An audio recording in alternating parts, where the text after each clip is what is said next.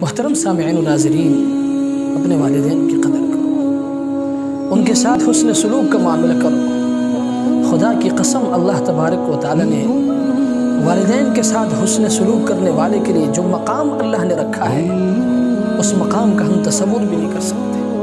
قرآن کریم میں دیکھیں آپ، اللہ تبارک و تعالی فرماتے ہیں وَقَضَىٰ رَبُّكَ أَلَّا تَعْبُدُوا إِلَّا إِيَّاهُ وَبِالْوَالِدَيْنِ إِحْسَانًا۔ اس آیت پر آپ غور کریں کہ اللہ تبارک و تعالی فرماتے ہیں کہ اللہ تبارک و تعالی کے سوا کسی کی عبادت نہ کرو اور اپنے والدین کے ساتھ حسن سلوک کرو۔ آپ اس آیت پر غور کریں کہ اللہ تبارک و تعالی نے اپنے وحدانیت کے اقرار کے ساتھ ساتھ والدین کے ساتھ حسن سلوک کو ذکر فرمایا، اس کے ساتھ ملا کر ذکر فرمایا۔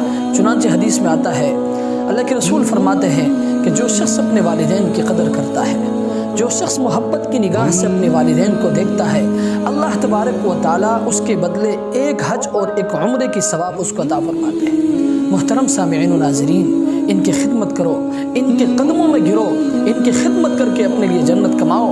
حدیث میں آتا ہے ایک شخص نبی علیہ السلام کی خدمت میں حاضر ہوا اور عرض کی، اللہ کے رسول، میں جہاد میں جانا چاہتا ہوں اور جہاد میں بھی صرف اس لیے جانا چاہتا ہوں کہ میرا رب مجھ سے راضی ہو جائے اور مجھے اجر و ثواب مل جائے۔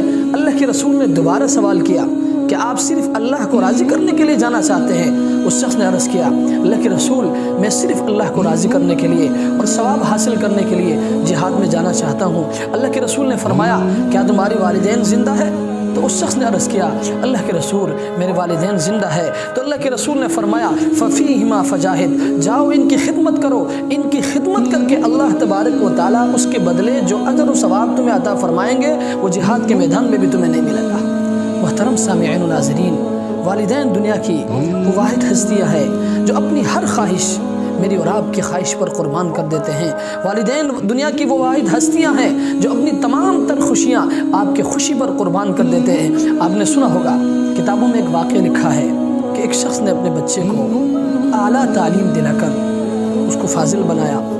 ایک مرتبہ اسی بچے کے ساتھ اپنے گھر کے صحن میں بیٹھے ہوئے تھے، ایک کوا ایک درخت پر بیٹھا، تو اس باپ نے اپنے اس بچے سے جس کو اعلیٰ تعلیم دلا کر اس کو فاضل بنایا تھا، اسی بیٹے سے پوچھتا ہے، بیٹا یہ کیا چیز ہے؟ بیٹا جواب دیتا ہے، ابا یہ کوا ہے۔ دوسری مرتبہ پھر سوال کرتا ہے، بیٹا یہ کیا چیز ہے؟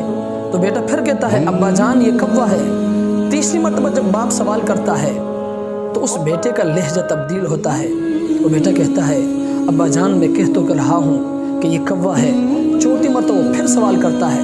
پانچویں مرتبہ جب وہ باپ سوال کرتا ہے، بیٹے کو غصہ آتا ہے، اپنے باپ کو ڈانٹنا شروع کرتا ہے کہ جان میں بتا تو رہا ہوں کہ یہ کوا ہے، آپ کو سمجھ کیوں نہیں آتی؟ آپ بار بار کیوں پوچھتے ہیں؟ تو باپ بڑا مایوس ہوتا ہے، وہاں سے اٹھتا ہے، کمرے میں جاتا ہے، وہاں سے ایک ڈائری اٹھاتا ہے، اٹھا کر اس بچے کے سامنے لاتا ہے اور بیٹے سے کہتا ہے کہ بیٹا اس کو پڑھو۔ اور اس ڈائری میں لکھا ہوتا ہے کہ ایک مرتبہ میں اور میرا بیٹا اپنے گھر کے صحن میں بیٹھے ہوئے تھے، ایک کوا آیا، درخت میں بیٹھا، تو بچے نے مجھ سے پوچھا، ابا یہ کیا چیز ہے؟ میں نے کہا بیٹا یہ کوا ہے۔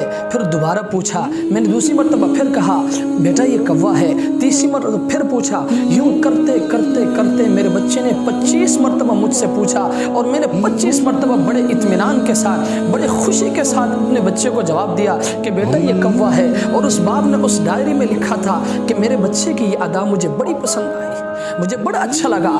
محترم سامعین و ناظرین، یہ والدین تو واحد وہ ہستیاں ہیں جو اپنی ہر خوشی میری اور آپ کی خوشی پر قربان کر دیتے ہیں، اپنی ہر خواہش ہماری خواہش پر پوری قربان کر دیتے ہیں۔ اس لیے ہمیں اللہ نے حکم دیا ہے کہ ہم نے ان کے ساتھ حسن سلوک کا معاملہ کرنا ہے۔ آپ نے اویس قرنی رضی اللہ تعالی عنہ کا نام سنا ہوگا، نبی علیہ السلام کے زمانے میں تھے۔ ایک مرتبہ اللہ کے رسول کے پاس پیغام بھیجا، اللہ کے رسول میں آپ کے پاس آنا چاہتا ہوں، میں آپ کی دیدار کرنا چاہتا ہوں، میں آپ کی صحبت میں بیٹھنا چاہتا ہوں، لیکن اللہ کے رسول میری والدہ بیمار ہے، اس کی خدمت کے لیے اور کوئی نہیں ہے، ان کو میری خدمت کی ضرورت ہے، میں کیا کروں؟ تو اللہ کے رسول نے منع فرمایا کہ آپ میرے پاس نہ آئے۔ اللہ کے رسول کے پاس جانا کون نہیں چاہتا؟